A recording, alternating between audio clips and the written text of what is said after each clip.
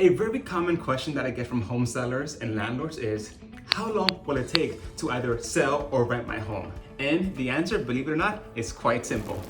Hey guys, my name is Its.Aneury Evangelista. I'm a New York City tri-state area real estate broker. On this channel, I help answer all your questions related to real estate. Let's get to it.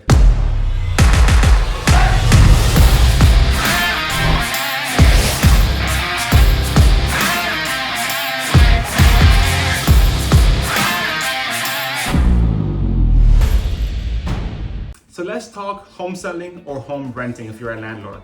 Honestly, it's the same thing.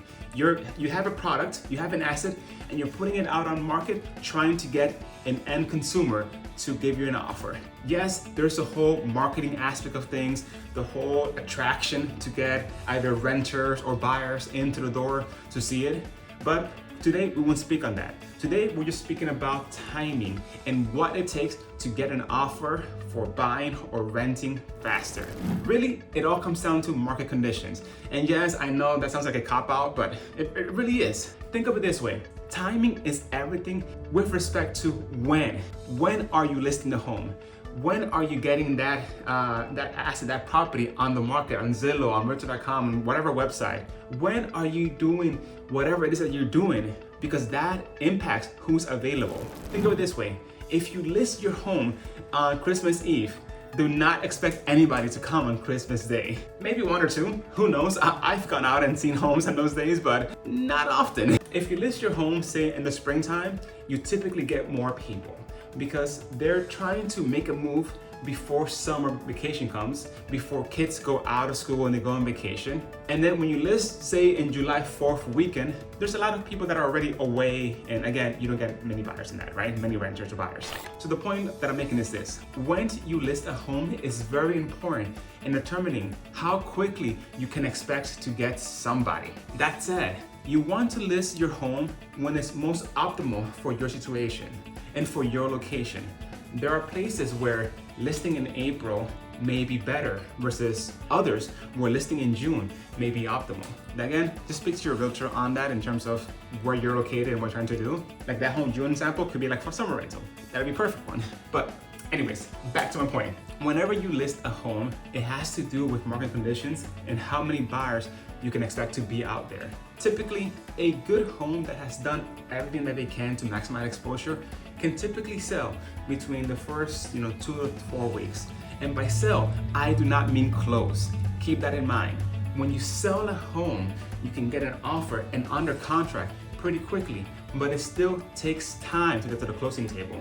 For at least, it depends on when does the buyer need to move. Typically, it'll be end of the month, beginning of the month. So if you find somebody like in the second week, it may take another 2 weeks for them to move in some cases. My point is this, is that I never give my clients an exact date because it varies. What I will do is I will give them guidance, and based on what I see in the market, I would set a range of expectations in terms of what we can do. The way to think about this is this: if you list your home on day one, don't plan on having that gone or sold or whatever it is, day 2, 3, 4, or 5, or whatever the date is, right? Instead, work on having checkpoints so that you can better assess what to do. If you list on day 1, week 1, once that passes and you're on day 7, check in. What feedback have you received from prospective buyers or renters? Good or bad? Adjust accordingly. Week 2 goes by, same thing. What feedback are you receiving from prospective buyers or renters? Good or bad? Adjust accordingly. And keep adjusting accordingly until you get your desired results. If you've done your work prior to listing in terms of make sure that you have a good price, make sure that your home is appropriately showcased, then that feedback loop will be a lot shorter. If you do not do your work appropriately and that feedback loop extends 3, 4, 5 weeks, then of course that causes further and further delay. It's very important that instead of thinking about timing, that you think about feedback, that you think about measurements, and then you think about targets. What actions will you take depending on any given target or milestone that you set out for yourself? And what actions can you take prior to getting to that point? So when renting a home or selling a home, it's very simple. Do the hard work up front. Measure it as you go and execute based on any feedback that you get. And that's it. Keep it simple. Thanks, guys. If you found value in this video, please leave a comment below, hit that like and subscribe button, and I'll see you in the next video. Thanks again.